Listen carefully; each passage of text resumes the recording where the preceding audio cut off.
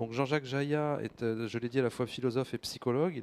Il étudie l'ufologie et la parapsychologie depuis 1966, en particulier à partir d'une problématique ou d'une grille de lecture, disons, jungienne, donc de Carl Jung. Il est également enquêteur de terrain et a publié de nombreuses enquêtes et analyses de cas dans la littérature spécialisée. Alors, le titre de sa conférence, c'est Co-naturalité humain-alien et dynamique transarchétypale. Donc, il va nous expliquer ce qu'il entend par là. Je ne vais pas me risquer à le faire. Il part de l'idée d'une appartenance naturelle du phénomène ovni à notre monde et prend en compte l'évidente et paradoxale relation de celui-ci avec le psychisme humain. Voilà, j'en dis pas plus et je vous donne la parole tout de suite, Jean-Jacques.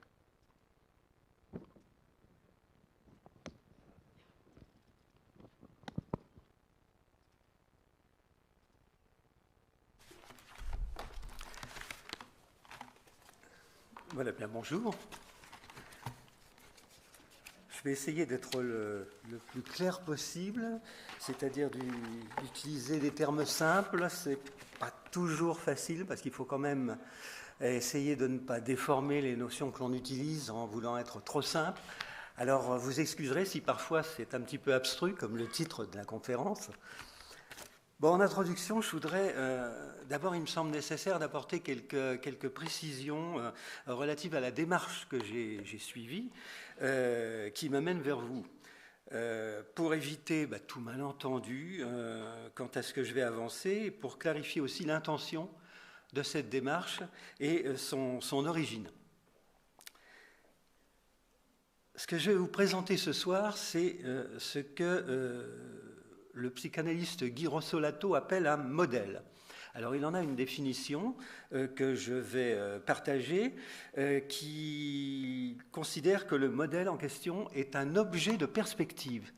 Un objet de perspective qui dessine un espace, une direction de recherche, cette recherche n'étant évidemment, en l'occurrence, ni exhaustive ni définitive, un espace et une direction qui demeurent essentiellement ouverts sur l'inattendu, sur l'inconnu, et surtout pas sur le développement préconçu d'une vérité dont j'aurais posé les signes au départ. Ne vous attendez surtout pas à ça. Ce que je vais vous présenter, donc, s'inscrit dans une recherche en cours. Ce que je vais vous présenter dans ces lignes principales, c'est l'état de mes recherches en fonction du modèle au sens que je viens de vous définir rapidement. Et donc, bien sûr, je ne prétends pas du tout vous apporter, vous délivrer une vérité toute emballée, toute faite, un nouveau dogme, une nouvelle croyance ou je ne sais quoi. Je suis un petit peu comme mes collègues ufologues, dont un certain nombre se trouvent dans la salle. Hein. Alors, pas ceux qui vont camper sur des vérités toutes faites dont ils ne démordent pas, hein. Il y en a quelques-uns, mais ceux qui cherchent réellement, qui explorent des chemins jusqu'ici peu fréquentés, qui courent des risques, qu'ils se risquent, et moi aussi. Alors on ose, on tâtonne, on recule, on avance à nouveau. Bref, ce que j'appellerais une bonne recherche. Qui veut aller voir ailleurs si tel ou tel modèle, au sens cette fois habituel du terme, si tel ou tel modèle ne nous semble plus adéquat, ne semble plus correspondre aux nouvelles données que l'on peut avoir des réalités ufologiques ou des connaissances en différents domaines des sciences humaines ou des sciences physiques, par exemple, ne s'adaptent plus. Je pourrais vous citer, j'ai noté en passant, ce que disait le philosophe Alain. Il disait littéralement, une idée, même vraie, devient fausse à partir du moment où l'on s'en contente. Alors on va essayer de ne pas se contenter des idées qui vont être avancées dans l'ensemble de ce colloque. Donc mon travail, mes recherches personnelles se veulent une contribution. Et simplement une contribution à ce champ de recherche qu'est l'ufologie bien pensée. Cette contribution, elle se veut, je dirais, un témoignage au sens fort du terme un témoignage de tout ce qui m'a amené dans ma vie d'ufologue à réfléchir, de tout ce qu'elle a pu générer en moi, de réflexion, de méditation, de l'évolution de ces réflexions et de ces méditations. Alors j'ouvre une petite parenthèse pour le sourire quand même, hein. Je vous parle de vie d'ufologue, ma vie d'ufologue, etc. Je veux vous rassurer, les ufologues ont aussi une vie à côté de l'ufologie, hein, heureusement. Et peut-être, après tout, que ceux que l'on appelle les aliens en ont une aussi. C'est peut-être une idée qui n'est pas négligeable, il faudrait y réfléchir. Mais bon, un témoignage, s'il se réduit dans son expression à la singularité d'une personne, d'un individu, de l'individu qui l'énonce, ben ça court le risque, le témoignage, il court le risque de se clore sur lui-même, de s'enfermer, de se rigidifier. C'est pourquoi, par-delà mon témoignage personnel par rapport aux recherches que j'ai pu faire et que je fais encore, je me suis fixé comme finalité de servir en quelque façon d'autres chercheurs. Ma contribution se veut donc largement ouverte et surtout pas du tout fermée. Alors ma contribution, d'où vient-elle? Quelle est son origine? Quelle est sa source? Alors je ne vais pas vous raconter ma vie d'ufologue, ça n'aurait pas grand intérêt ce soir, hein. Bon, je compte plus de 50 ans d'ufologie derrière moi. J'ai connu la fameuse grande vague de 1954. Alors quand j'ai dit ça, surtout aux gens les plus jeunes, ils se disent, il a connu la vague de 54, qu'il est vieux. Bon, oui, enfin, il ne faut pas exagérer non plus, hein.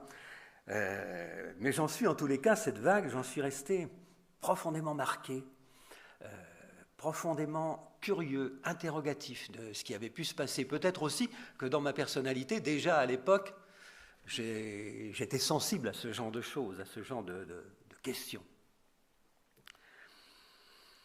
Alors, durant toutes ces années et jusqu'à aujourd'hui, j'ai rencontré, je crois, bon, à titre personnel ou non d'ailleurs, hein, tout ce qui peut avoir trait aux réalités ufologiques, quelles qu'elles soient, y compris d'ailleurs les mensonges, les erreurs, les mésinterprétations, les manipulations aussi, il y en a parfois.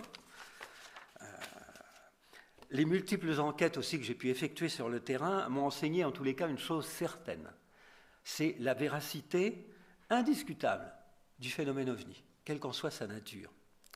Alors c'est ce qui manque d'ailleurs, entre autres choses, à nos détracteurs. C'est-à-dire qu'ils ne sont jamais allés sur le terrain, ils n'ont jamais été étudiés, enquêtés sur le terrain. Et donc ils ne savent pas trop de quoi ils parlent en fait. Alors depuis tout ce temps, l'ufologie, c'est un petit peu ma compagne de chaque jour. Pas la seule hein, quand même. Hein. Mais je veux simplement dire par là que l'étude de ce phénomène et des phénomènes qu'on appelle paranormaux, que je joins à l'ufologie, mais ce n'est pas le débat de ce soir, hein, bien ça n'a jamais cessé de m'occuper. Je me suis toujours, comme on dit vulgairement, colleté avec le problème. Et je veux seulement, là, je ne peux pas vous parler de moi plus longtemps, simplement vous dépeindre en quelque sorte l'ambiance intérieure qui préside à ma recherche depuis toutes ces années et qui m'a amené à l'élaboration de ce modèle, qui est peut-être un modèle provisoire, hein, depuis donc de très nombreuses années. Alors, je vous ai dit il y a quelques instants que depuis que je suis, j'allais dire, rentré en ufologie, alors c'est pas comme rentrer dans les ordres, hein, surtout que dans l'état actuel des choses, l'ufologie, ce serait plutôt le désordre. Mais j'ai évidemment, je vous le disais, beaucoup réfléchi. Mais à côtoyer cette énigme, depuis si longtemps, je n'ai pas que réfléchi. J'ai aussi, en étant si proche, si intimement proche de toute cette recherche, j'ai aussi senti, ressenti, perçu, intuitionné des choses. C'est-à-dire que je pense qu'à cette intelligence rationnelle que nous avons tous, que l'on étudie aussi bien pour étudier ceci ou cela, ou tout simplement dans notre vie quotidienne, je pense qu'il faut ajouter une intelligence qu'on pourrait appeler pratique, intuitive, sensitive. Je ne sais pas quel nom on pourrait lui donner, je dirais même presque une raison sensible. Ce n'est pas une idée originale de ma part, ce n'est pas inédit, hein. On pourrait remonter à Bergson et autres. Hein.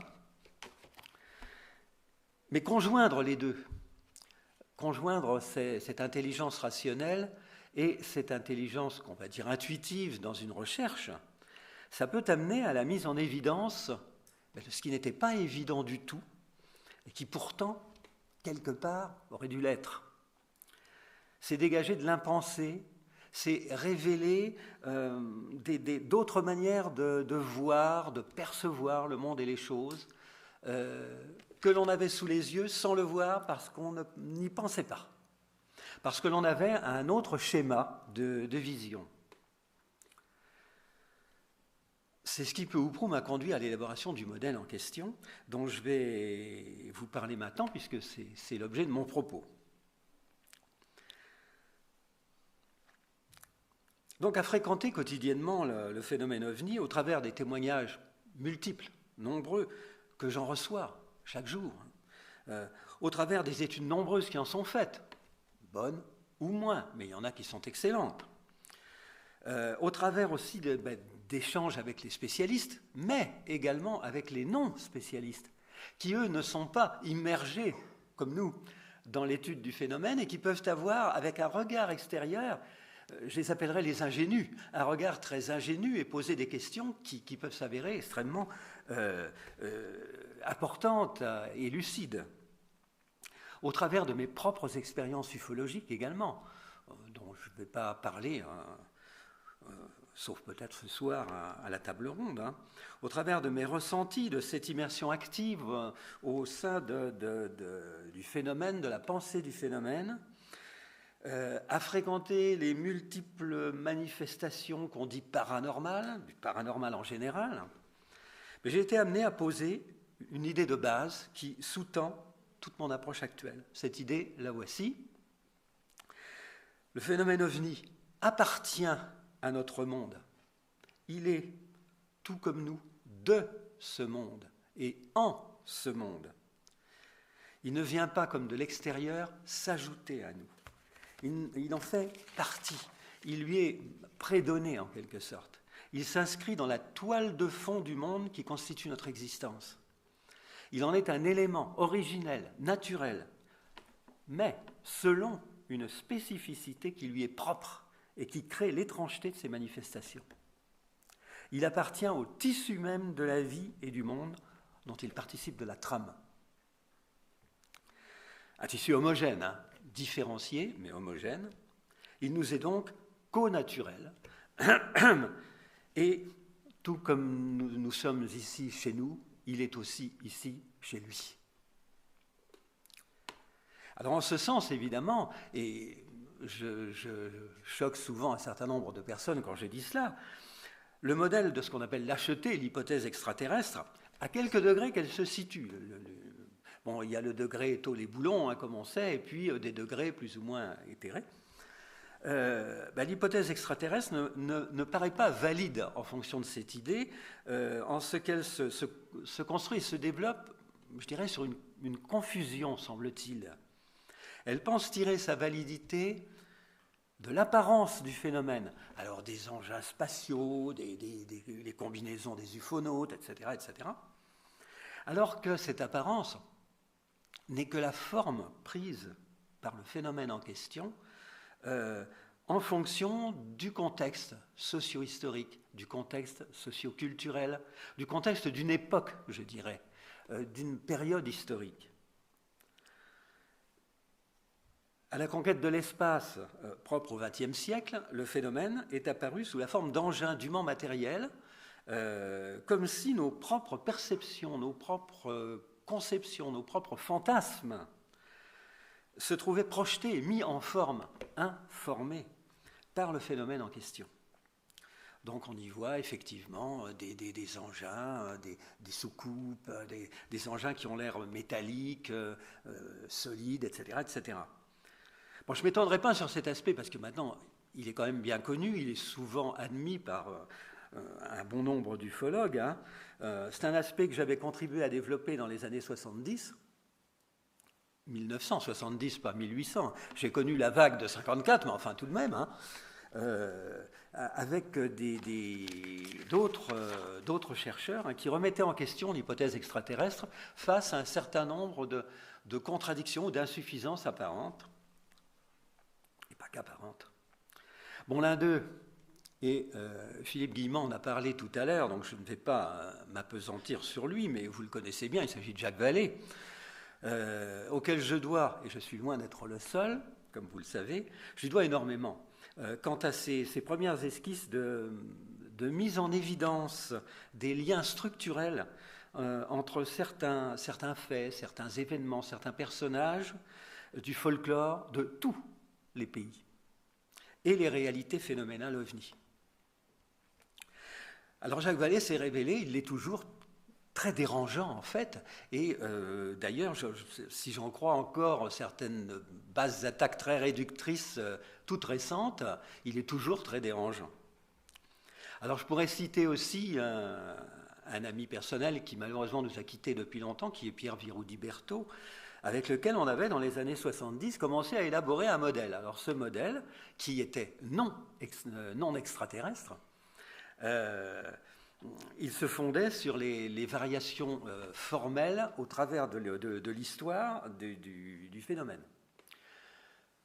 Alors, en particulier chez moi, j'étais jeune à l'époque quand même, mais il y avait une certaine dose de naïveté, et oui, il faut reconnaître de naïveté, même d'imprudence par moment, et il est certain que je suis conscient depuis pas mal de temps maintenant que les idées que nous avions alors, donc dans les années 70, elles étaient intéressantes, mais elles étaient insuffisantes, hein, et elles pouvaient supporter un certain nombre de critiques quand même, hein, rencontrer un certain nombre de critiques. Donc je remets en cause bien des aspects, sauf un, et qui va nous préoccuper ce soir, l'essentiel, le lien avec le psychisme, sur lequel je vais donc revenir, puisqu'il est absolument fondamental, il est coextensif au phénomène. Mais ce lien, la prise en compte de ce lien, évidemment, exigeait bien des remaniements par rapport à ce que nous en disions dans les années 70. Bon, il y a eu d'autres travaux essentiels que je vais citer rapidement, mais c'est important parce qu'ils vont un peu dans le sens de ce nouveau paradigme dont parle notre livre.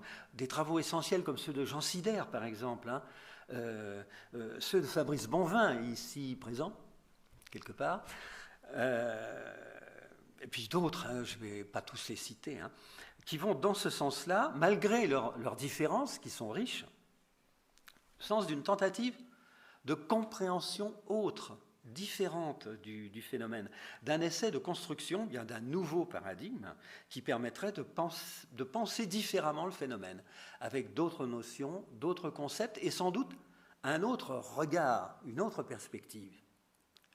Et mon modèle est un objet de perspective. Alors c'est ce qu'on a tenté d'esquisser dans le livre que vous connaissez, OVNI et Conscience, hein, avec Philippe Guillemont, Romuald de Terrier, qui sont là aussi, et quelques autres. Et je tiens à dire d'ailleurs, à propos des contributeurs du livre, j'avais l'air très critique vis-à-vis de l'hypothèse extraterrestre, ça veut dire simplement que moi j'en ai une autre, hein. Mais il y a des tenants de l'hypothèse extraterrestre qui sont des gens extrêmement sérieux, extrêmement ouverts, et qui ne se rigidifient pas sur leur idée en faisant des procès d'hérésie à ceux qui ne pensent pas la même chose. Je pense en particulier à Daniel Robin, qui a contribué à notre livre, et qui est quelqu'un qui, malgré qu'il se réclame plutôt de l'hypothèse extraterrestre, est tout à fait ouvert à d'autres types de recherches. Bon, je reviens à la connaturalité du phénomène. Alors non seulement elle ne nécessite pas le recours à, je dirais, une réalité intrusive, extraplanétaire.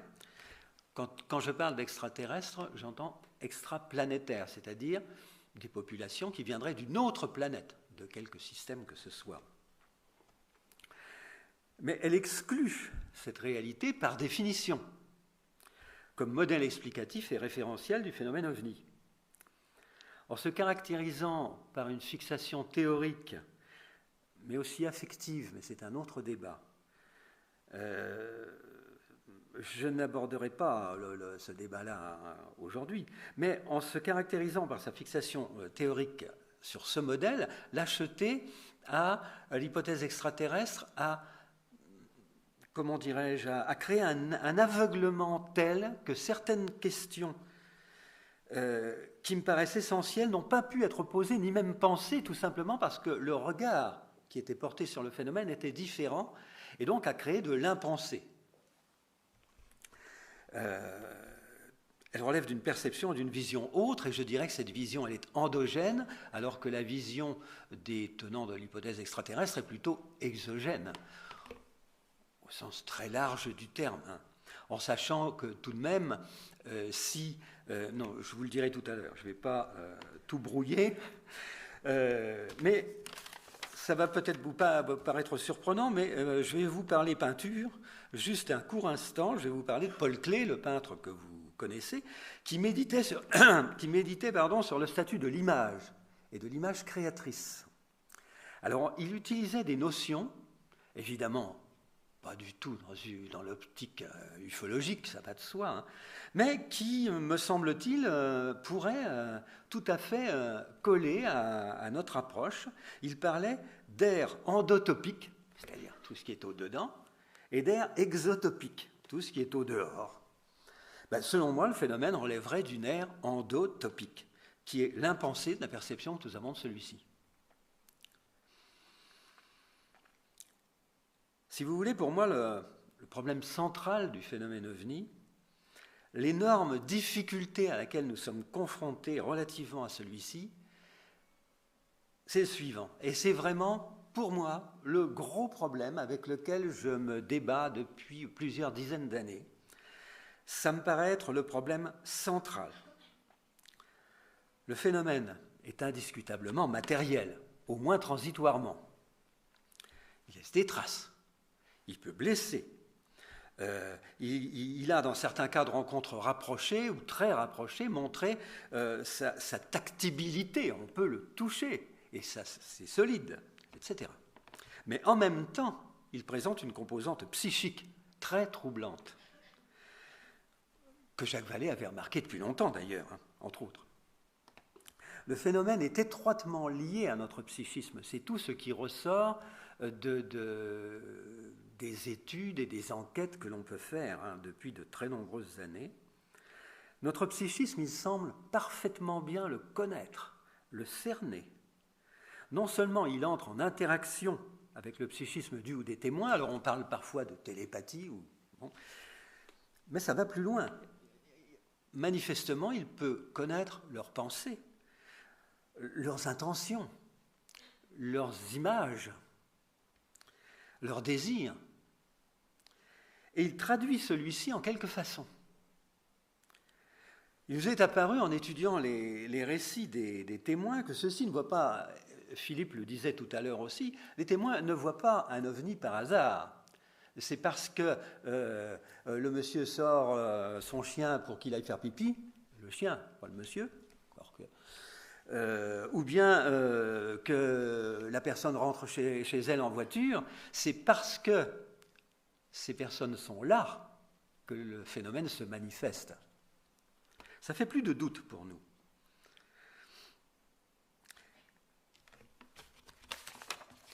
Donc l'OVNI se montre à nous avec une intentionnalité. Dans le livre OVNI et conscience, mon ami Éric Zurcher a très très bien parlé, comme d'habitude, de cet aspect des choses. Le comportement du phénomène, y compris celui des ce qu'on appelle les humanoïdes, les aliens, qui lui sont liés, recoupe bien des éléments des récits, des folklores de tous les pays. On pourrait dire du folklore universel, mais bon, c'est peut-être un petit peu exagéré. Ce qu'a particulièrement bien étudié Jean Sider dans plusieurs de ses ouvrages, dont je vous conseille vivement la lecture. Alors, plus encore troublant, le phénomène, il semble jouer sur les mots. Le phénomène, il paraît farceur. Il ment, à qui mieux. Il va dire à tel témoin que les humanoïdes vont dire à tel témoin qu'ils viennent de telle planète, de telle constellation. À d'autres, c'est autre chose. Il leur donne rendez-vous un an après ou quelques semaines après. Il ne vient pas. Il raconte des choses parfois totalement invraisemblables. Et ça peut remonter très loin, même lors de la grande vague des faux dirigeables de 1897 aux États-Unis. Il reproduit en fait, il semble reproduire notre imaginaire. Par exemple, la science-fiction des années 50, avec tous ces engins, soucoupes, engins matériels, engins d'exploration planétaire, etc. Mais dans d'autres siècles, il reproduit ce qu'on pourrait appeler des diableries. Tout à fait autre chose.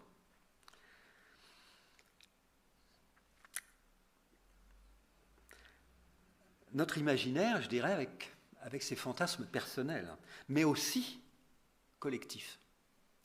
Il semble très lié à notre inconscient qui, lui, s'avère très souvent aussi, on le sait depuis Sigmund Freud, c'est un grand farceur, l'inconscient. Lui aussi, il joue sur les mots.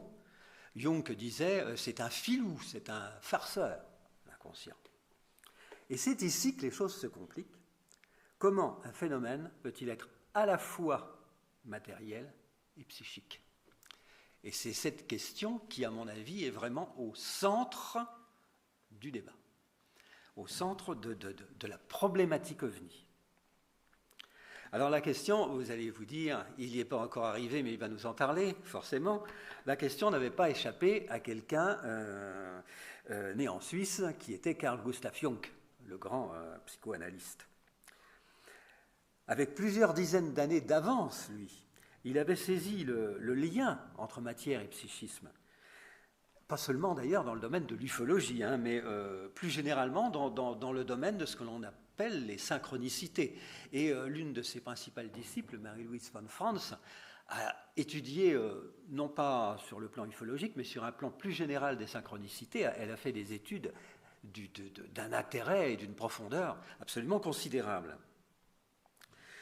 Lui, il parlait surtout de ce qu'on appelait alors les soucoupes volantes. C'était joli d'ailleurs, cette expression, les soucoupes volantes, même si c'était un peu réducteur, et même si Arnold n'avait jamais parlé de soucoupe. Donc Jung a analysé le phénomène. Alors je ne vais pas vous faire une analyse exhaustive de l'analyse du phénomène des soucoupes volantes par Jung, parce qu'il nous faudrait plusieurs heures, au moins. Il l'avait analysé comme un phénomène de type compensatoire. C'est cela surtout qu'il faut retenir. Un phénomène de type compensatoire par rapport aux angoisses de notre temps. Donc un processus compensatoire, une dynamique compensatoire, qui fait intervenir les grandes figures de l'inconscient collectif, qu'il nommait des archétypes.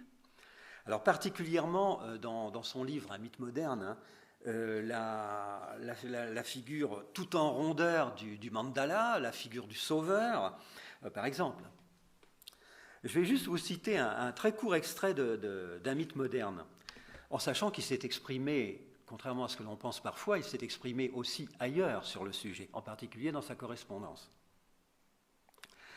Il écrit « Les arrière-plans inconscients, malgré toutes les critiques rationalistes, se manifestent et émergent à la surface sous forme d'une rumeur symbolique accompagnée et étayée par des visions correspondantes. Ils se servent à cet effet d'un archétype qui, de toute éternité, a été le médiateur de l'ordre, de l'apaisement, de la guérison, de l'accomplissement, de la totalité. » Alors il y a des mots importants là-dedans, symbolique, de toute éternité, ordre, accomplissement de la totalité.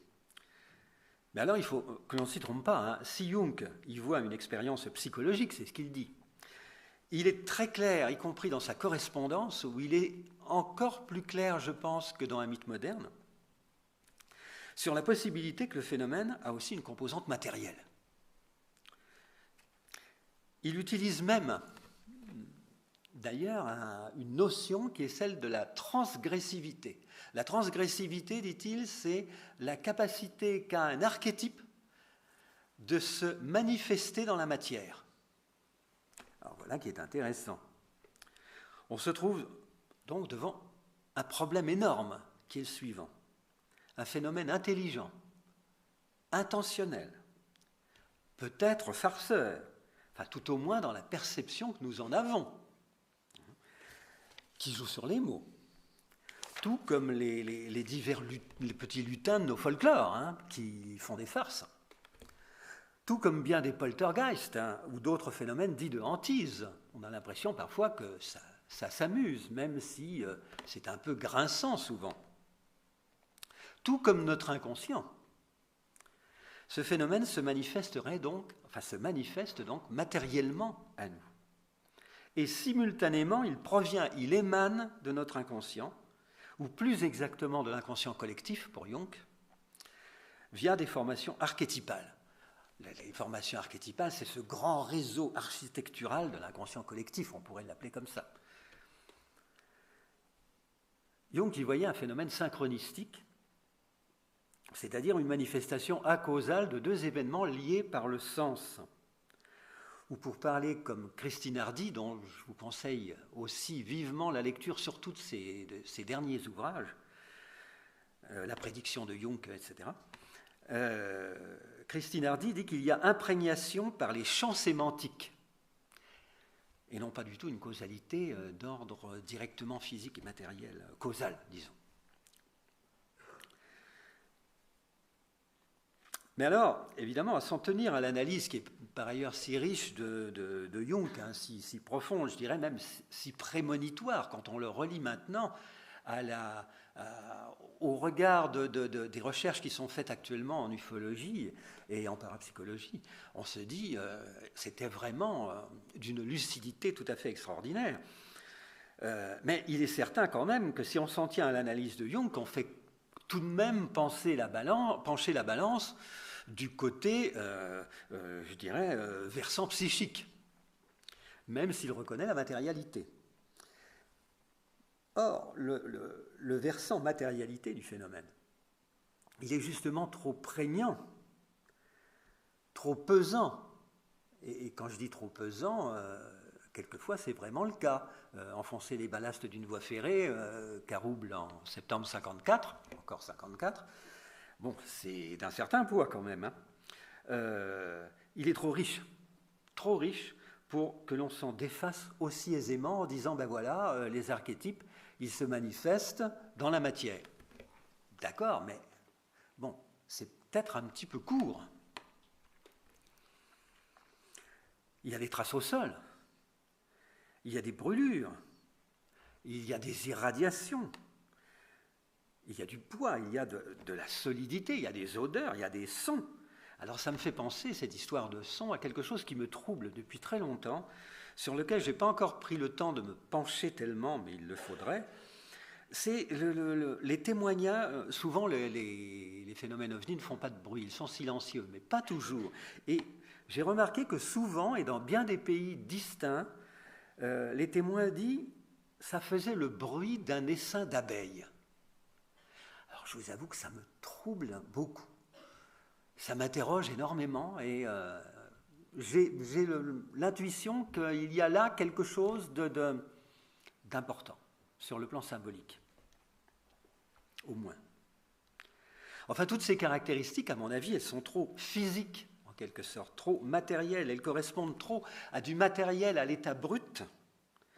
Elles sont aussi très diversifiées.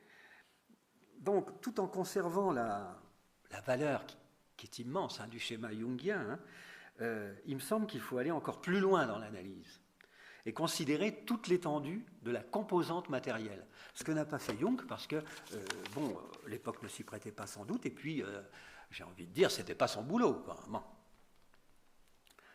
Le psychisme humain, à mon avis, vous pouvez ne pas être d'accord avec moi, ne peut pas, à lui seul, provoquer de telles manifestations. Et cependant, le lien est net entre les deux, d'où le problème. Je ne pense pas qu'il puisse provoquer de telles manifestations. Je ne pense pas que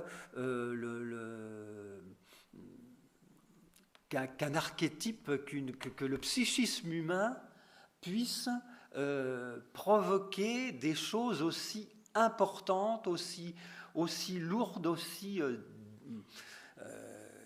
énormes, je dirais. j'ai le sentiment qu'il y a autre chose là qui nous échappe. Le phénomène, il colle à notre psychisme, mais il se rend matériel. Bon, alors j'hésite souvent à utiliser le terme de matérialisation. Je l'avais utilisé dans les années 70. J'ai été beaucoup critiqué là-dessus, à juste titre peut-être parfois, hein. Pas toujours, mais parfois. Maintenant, il me paraît, je n'ose pas trop l'utiliser parce qu'en fait, il ne veut pas dire grand-chose. Il est trop abstrait, il est trop flou. Il n'explique rien quant à son processus même. Bon, matérialisation, ça veut dire quelque chose de psychique qui est devenu matériel. Ben, oui, d'accord, mais bon, qu'est-ce que ça veut dire? Qu'est-ce qui se passe? Alors, je ne sais pas trop comment en parler. Dire mise en matière, ça revient à peu près au même, pas tout à fait, mais à peu près. Donc, je vais laisser à Philippe Guillemant le soin de préciser de quoi il pourrait s'agir. Il aura plus d'idées que moi en termes de physique. Dans un petit livre intitulé « La raison polythéiste », qui est extrêmement intéressant, une sociologue qui s'appelle Sylvie Joubert parle d'un isomorphisme possible, ce sont ces termes, entre la matière physique quantique et la matière psychique, ce qu'elle appelle la matière psychique.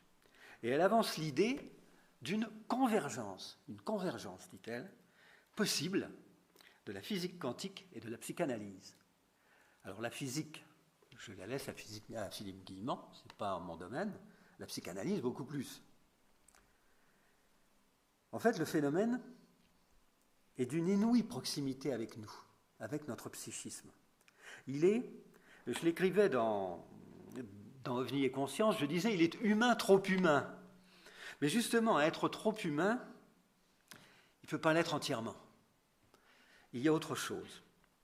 Mon sentiment, je dirais même ma conviction personnelle, c'est que le phénomène relève d'une intelligence et d'une intentionnalité inconnue, si proche de nous, si intime avec nous, qui, comme je vous le disais, qui connaît nos pensées, nos sentiments, notre imaginaire,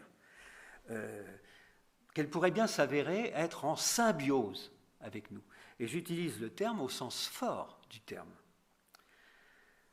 Quand je dis en symbiose avec nous, je veux dire plus précisément avec notre psychisme.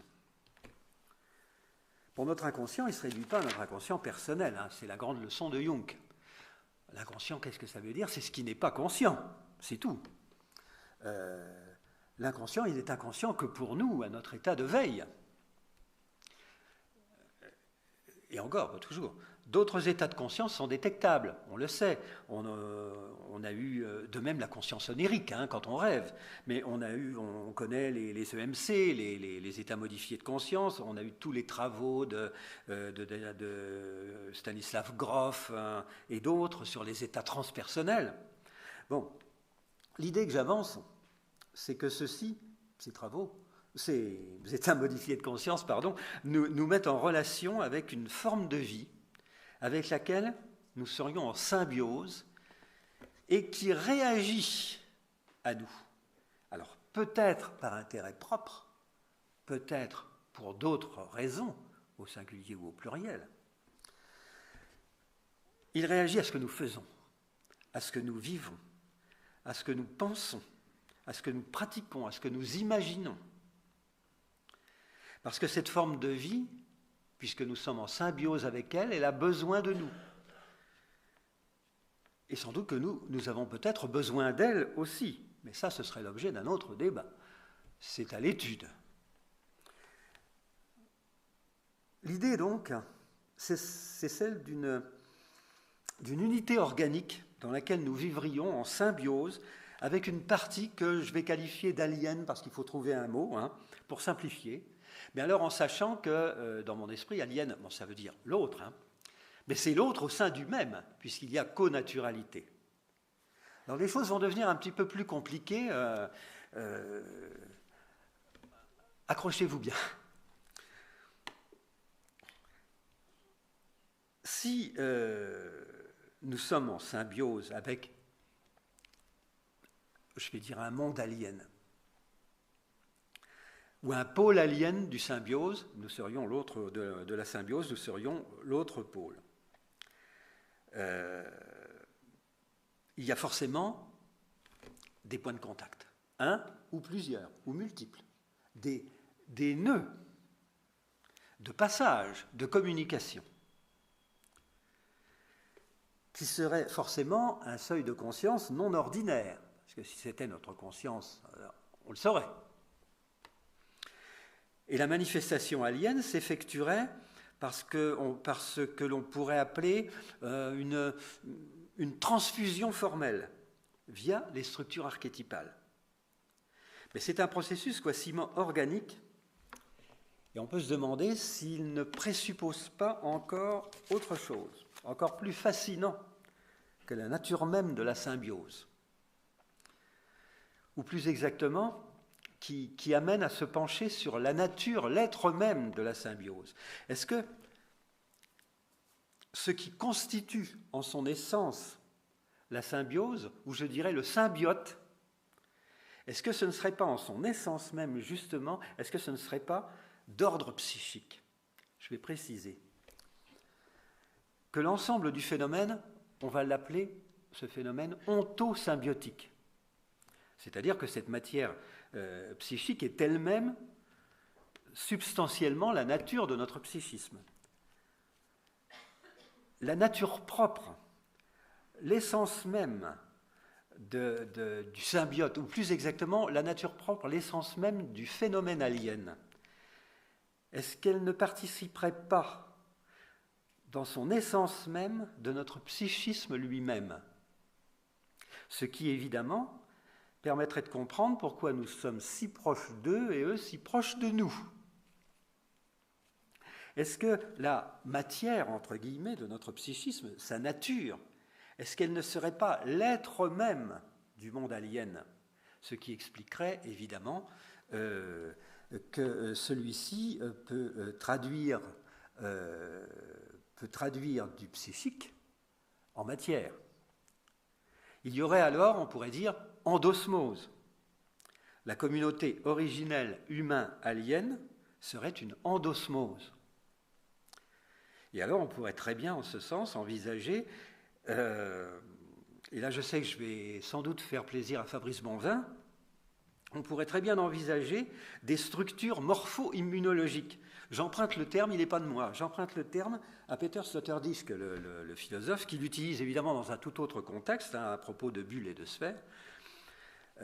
C'est une idée qui ne devrait pas déplaire à Fabrice, parce ça veut dire qu'il y aurait sécrétion. Lorsque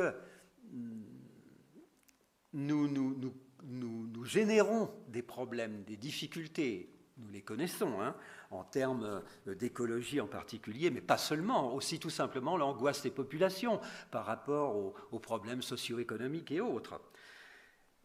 Est-ce qu'il n'y aurait pas sécrétion, je dirais avec un sourire, d'anticorps aliens ou toute autre physiostructure défensive?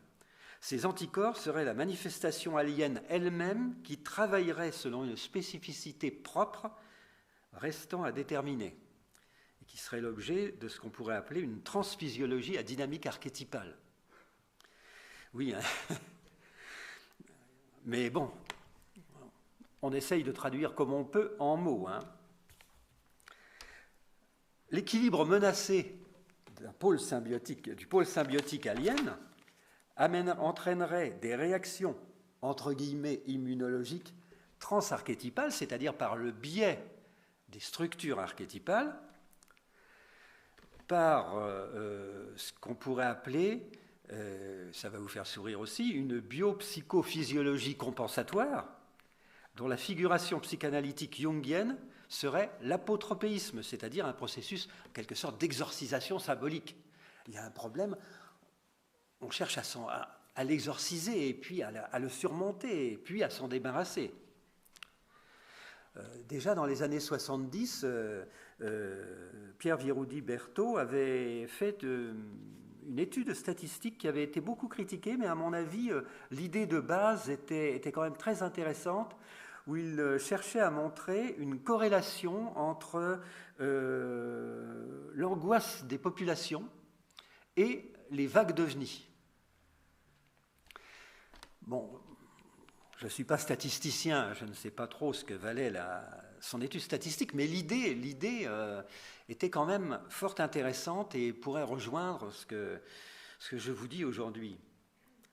Donc il faudrait en fait étudier l'ensemble de ces réseaux symboliques qui dessinent l'anatomie du symbiote. Parce qu'en fait, tout cela, c'est ce que disait, je crois, il me semble que c'est Najib qui disait ce matin, hein, que le symbolique était extrêmement important. Et il faudrait étudier les réseaux symboliques qui sont, oui, l'anatomie du symbiote quelque part, et qui en font un système dynamique transdimensionnel. Ces réseaux symboliques, alors, relèvent d'une physique de l'information qui ne me concerne pas moi, mais qui, vous savez, dans leur soubassement, hein, et constituent des champs de communication sémantiques, c'est-à-dire que cela passe par le sens et les réseaux symboliques, d'où tous ces contenus symboliques et imaginaires des observations. Bon, c'est sans doute en prenant compte de ce cadre global qu'on pourrait parvenir à tenter de comprendre ces manifestations, tant ovni que psi d'ailleurs. Je les ai survolées. Hein. Bon, je ne sais pas s'il me reste beaucoup de temps. 5 minutes c'est parfait. J'espère en tous les cas que vous voudrez m'excuser parce que j'ai été amené à utiliser des notions et des concepts hauts en couleur, pas forcément faciles, qu'il aurait fallu développer davantage, mais il nous faudrait plus de temps. Hein. Mais comme je vous le disais au début de mon propos, je ne peux pas non plus simplifier à outrance parce que je vais tout simplement déformer les idées, les notions, les concepts. Et puis, je crois qu'il faut parvenir à introduire une nouvelle conceptualité dans l'étude du phénomène, si on veut parvenir à construire un nouveau paradigme. Alors, est-ce que je suis un petit peu au moins sur une voie constructive qui permettrait d'autres développements? Alors là, je vous laisse juge.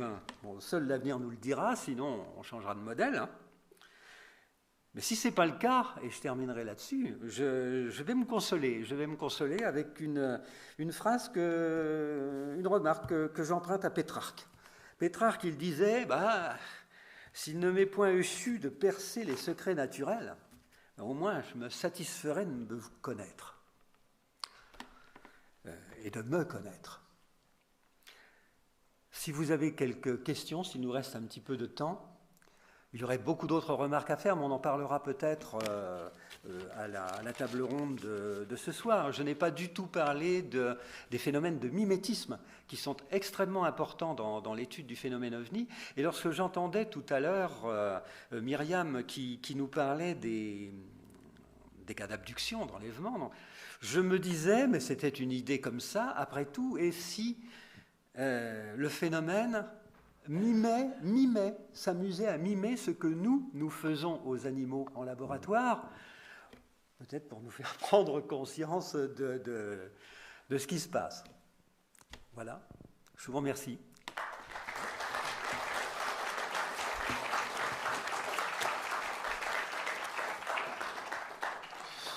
Je propose qu'on prenne une ou deux questions et puis qu'on garde le reste pour ce soir. Hein? Donc est-ce qu'on a une question? Déjà, à brûle pour point, c'est vrai que ça demande à être un peu digéré aussi tout ça. Là, vous faites référence, allusion à la théorie du zoo, non, avec cette dernière remarque. La théorie du zoo, comme quoi nous serions leurs animaux d'amusement, quoi. C'est pas une formule qu'on emploie. Platon disait déjà dans les lois que les dieux avaient créé les hommes pour leur amusement. Alors, ma foi, est-ce qu'on s'amuse de nous? Ou est-ce que c'est nous qui avons le sentiment que ça rigole, ça nous raconte des histoires, mais qu'en fait, ça correspond à une réalité beaucoup plus sérieuse? C'est bon. Alors, est-ce qu'on a une question? Sinon, vous gardez pour ce soir, et puis on aura un débat, je pense, intéressant. Alors...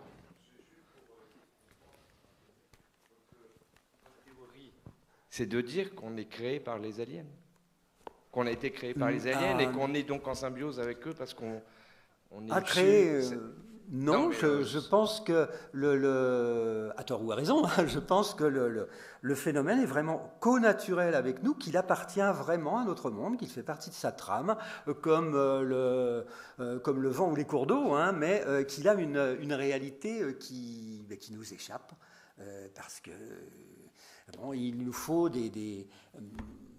un état de conscience différent pour pouvoir y parvenir plus ou moins, mais qu'il fait vraiment partie de notre monde, ce qui explique qu'il se manifeste apparemment depuis la nuit des temps, hein, parce qu'il est toujours là, il est chez lui aussi, mais peut-être, c'est un modèle, c'est tout que j'avance, hein, peut-être sommes-nous en symbiose avec lui.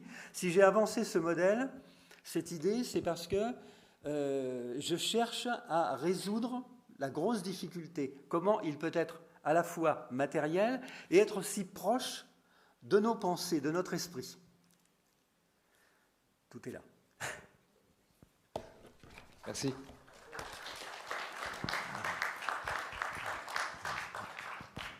Oui, monsieur, s'il vous plaît, je vais vous demander, c'est peut-être indiscret, je ne sais pas, mais est-ce que vous avez déjà personnellement été en contact avec des ovnis? Alors j'ai déjà fait plusieurs observations, oui. Plusieurs observations, oui, tout à fait.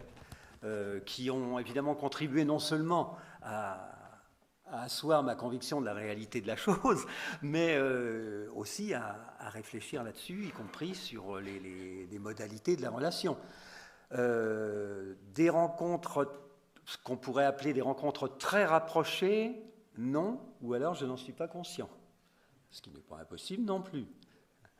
Certaines choses pourraient me le faire penser, mais non, ça a été des observations, une, je ne dis pas proche tout de même, une qui était peut-être à 100-200 mètres de moi. Un globe lumineux, assez bas au sol, et qui s'est déplacé très rapidement et a disparu sur place. Et puis, eh bien, l'été dernier, j'en ai fait une autre, mais j'en parlerai peut-être ce soir, parce qu'elle est très intéressante justement en matière de mimétisme. Et elle était proche.